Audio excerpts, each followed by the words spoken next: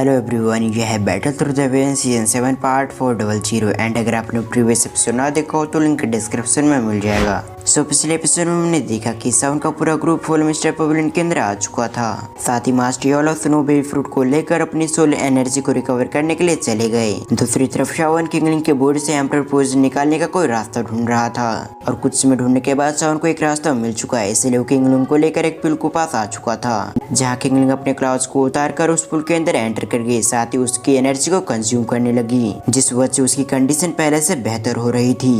ये देखकर तो शाओन भी खुश हो चुका था, लेकिन तभी उसकी नजर एक स्नेक पे पड़ी जिसके 9 सर थे। लेकिन शाओन को उस स्नेक के बारे में ज्यादा जानकारी नहीं थी। साथ ही शाओन को ये भी लग रहा था कि अगर उसने कुछ भी हरकत करने की कोशिश की तो वो स्नेक किंगलिंग को चोट पहुंचा देगा। इसलिए शाओन ने फैसला किया कि कुछ दिनों तक उस स्नेक को अच्छी तरह से देखेगा कि ये स्नेक किसी तरह से किंगलिंग को चोट तो नहीं पहुंचा रहा। इसी दौरान स्नेक ने शाओन पे अटैक कर दिया। तो अब वो आगे इस पार्ट की शुरुआत भी उस जगह से होती है जहाँ शाओन ने अपने आप को बचाने के लिए अपने हेवनली फ्लेम को एक्टिवेट कर लिया था, जिस वजह से शाओन को कुछ भी नहीं होता। साथ ही वो अपने मन में सोच रहा था आखिर इस स्नेक ने उस पर अटैक क्यों कर दिया। लेकिन दूसरी तरफ ये देखने के बाद तो वो स्नेक और भी गुस्सा हो गई, इसीलिए वो शाओन को मारने के लिए एक बार फिर से उस पर अटैक कर देती है। मगर सही समय पर रिएक्ट करते हुए शाओन ने अपने आप को एक बार फिर से बचा लिया। पर जैसे ये चीज 9 हेड स्नेक ने देखा तो वो काफी गुस्सा हो गया, इसलिए वो शाओन को मारने के लिए खुद ही आगे बढ़ने लगे और अपने 9 हेड से शाओन को पकड़ने की कोशिश करते हैं। लेकिन शाओन अपने 3000 लाइटिंग मूवमेंट टेक्निक का इस्तेमाल करते हुए उन सभी के हेड से अपने आप को बचा रहा था। लेकिन धीरे धीरे करके शाओन को इसमें दिक्कत आ रही थी। पर शाओन की 3000 लाइटिंग मूवमेंट टेक्निक की वजह से उसकी स्पीड काफी इंक्रीज हो चुकी थी, इसलिए उसने बिल्कुल भी शाओन को नहीं पकड़ पा रहा था। दूसरी तरफ ये देखने के बाद शाओन अपने मन में कहता है मुझे इस स्नेक को कमजोर करके किंगलिंग को जगाना होगा। ये सब सोचते हुए शाओन ने अपनी 3000 बेंडिंग फ्लेम को एक्टिवेट कर लिया, जिस वजह से शाओन के पीछे भी 3000 बेंडिंग फ्लेम आ गई थी। 3000 बेंडिंग फ्लेम को लेकर शाओन उस स्नेक की ओर जाने लगा था और अगली पर उस स्नेक और 3000 बेंडिंग फ्लेम आपस में टकरा जाती है, जिस वजह से उस जगह पर एनर्जी वेव फैल गई। इस मौके का फायदा उठाते हुए शाओन जल्दी से किंगलिंग को जगाता है, जिस वजह से वो स्नेक धीरे धीरे करके उस जगह से डिसअपीयर होने लगती है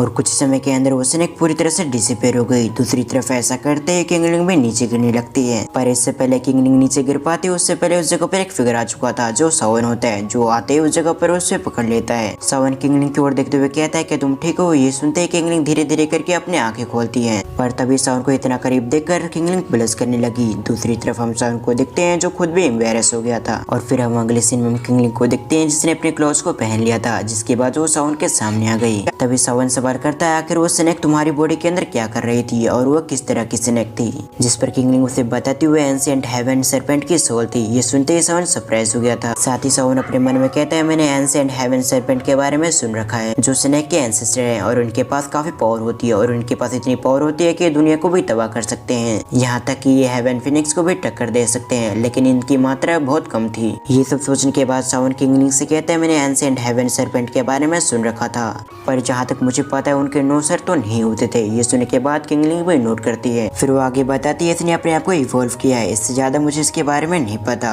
और जहाँ तक रही एंशिएंट हेवन सर्पेंट मेरी बॉडी के अंदर कैसे आई, तो जब मैं सेंटर प्लेन में आ रही थी तब मैं कई सारे पहाड़ों से होके गुजर रही थी और तभी मुझे एंशिएंट हेवन सर्पेंट की बॉडी दिखी, यानी कि स्केलेटन दिखी, इसलिए मैं उसके पास चली गई और तभी मैंने स्केलेटन पे अपनी पावर को एक्टिवेट कर दिया था, जिस वजह से स्केलेटन के अंदर से एक सोल निकली जो सीधे मेरी बॉडी के अंदर एंटर कर गई और तब से ये मेरी बॉडी के अंदर ही है। लेकिन इसके बावजूद ये चीज मुझे ज्यादा बातें नहीं मानती, मगर जैसे जैसे मैं अपनी पावर को बढ़ा रही हूँ उसी तरह से ये धीरे धीरे करके मेरे कंट्रोल में आ रही है और कुछ सालों में मेरे ख्याल से मैं इसे पूरी तरह से कंट्रोल भी कर पाऊंगी। ये सुनने के बाद कि किंगलिंग एंशिएंट हेवन सर्पेंट को कंट्रोल कर सकती है, शाओन को पूरी तरह से दिमाग चकरा गया था। लेकिन कुछ सोचते हुए शाओन किंगलिंग से कहता है कि तुमने मुझे पहले बताया था तुम एंशिएंट ब्लड लाइन बीस्ट को कंट्रोल नहीं कर सकती, तो फिर तुम इसे कैसे कर पा रही हो। जिस पर किंगलिंग शाओन की बातों को जवाब देते हुए कहती है मैंने उस समय बिल्कुल सही कहा था कि मैं एंशिएंट ब्लड लाइन बीस्ट को कंट्रोल नहीं कर सकती, लेकिन ये चीज सिर्फ एक स्पिरिट है, इसलिए मैं इसे कंट्रोल कर पा रही हूँ। अगर इसके पास ओरिजिनल बॉडी होती तो मैं इसे कंट्रोल नहीं कर पाती। साथ ही ये सर्पेंट भी मेरी बॉडी के अंदर अपनी इच्छा से रहना चाहता है और स्नेक ट्रैप में 2 ऐसे मैजिकल बीस्ट है जिससे मैं कंट्रोल नहीं कर सकती, जिनमें पहला नाम आता है एंशिएंट हेवन सर्पेंट तो दूसरा है हेवन स्लोइंग पाइथन। ये सुनने के साथ ही शाओन एक बार फिर से सरप्राइज हो गया था।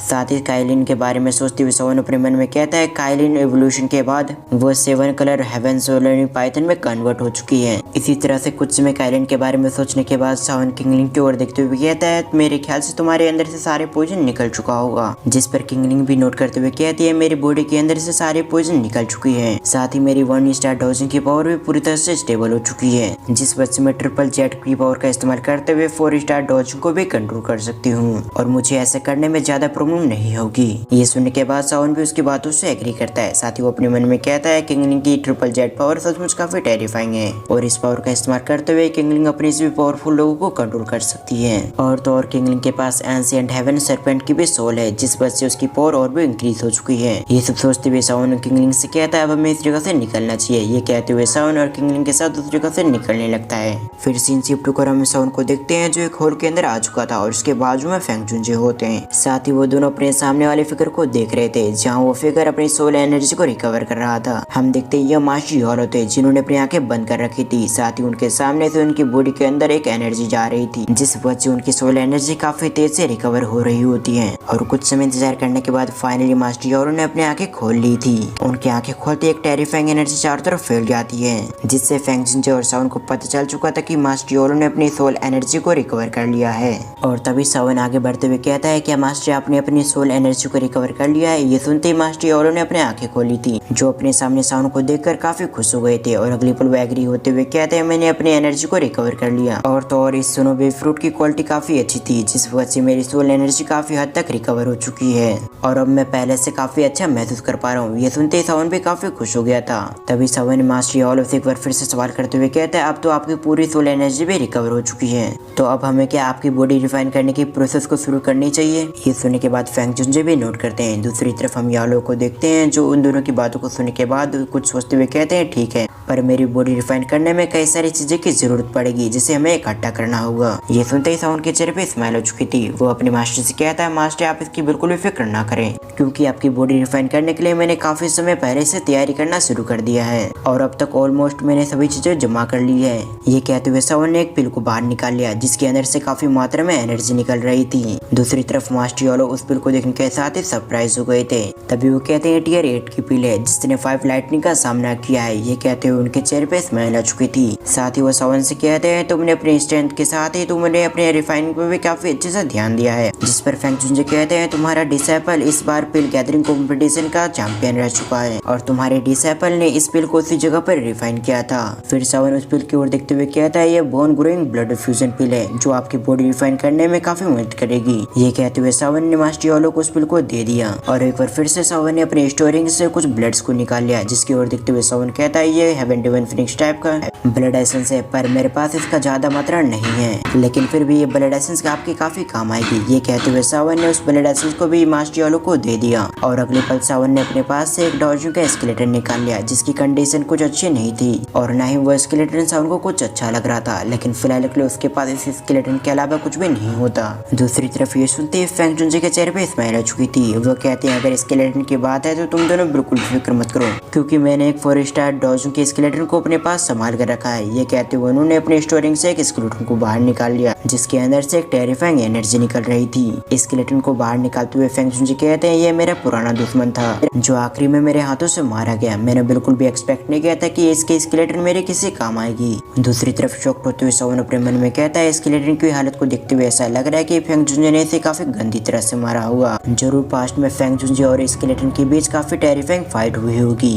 जिस फाइट के दौरान फेंग जुनजे ने इसे मार दिया होगा। तभी फेंग जुनजे की वॉइस सावन के कानों में पड़ी, जहाँ वो कह रहे थे कि इसकी पावर काफी टेरिफाइंग है। साथ ही सावन के पास जितनी भी चीजें है वो सभी काफी हाई लेवल की है। इसीलिए मेरे गेस के हिसाब से जैसे तुम्हारे लिए एक न्यू बॉडी रिफाइन होती है तो कुछ समय के अंदर तुम अपनी पीक की कंडीशन की पावर को रिकवर कर लोगे और इतनी हाई ग्रेड की चीजों की वजह से मुझे ऐसा भी लगता है कि तुम डॉशिंग लेवल पे भी ब्रेक थ्रू कर पाओगे। दूसरी तरफ ये सुनने के बाद मास्टर योलो के चेहरे पे स्माइल आ चुकी थी और अगले पल वो अपने सर को नाम हिलाते हुए कहते हैं नामुमकिन, क्योंकि डाउजुंग और डॉशिंग में काफी बड़ा अंतर है, इसलिए मैं वहाँ तक बिल्कुल भी नहीं पहुँच पाऊंगा। उनकी इतना कहती है हम इस पार्ट को इसी जगह पे एंड करते हैं। आपको ये वीडियो कैसे लगी आप मुझे कमेंट करके जरूर बताएं। साथ ही इस वीडियो का लाइक टारगेट 800 है। सो वीडियो को फिर वॉच करने के लिए थैंक्स फॉर वॉचिंग।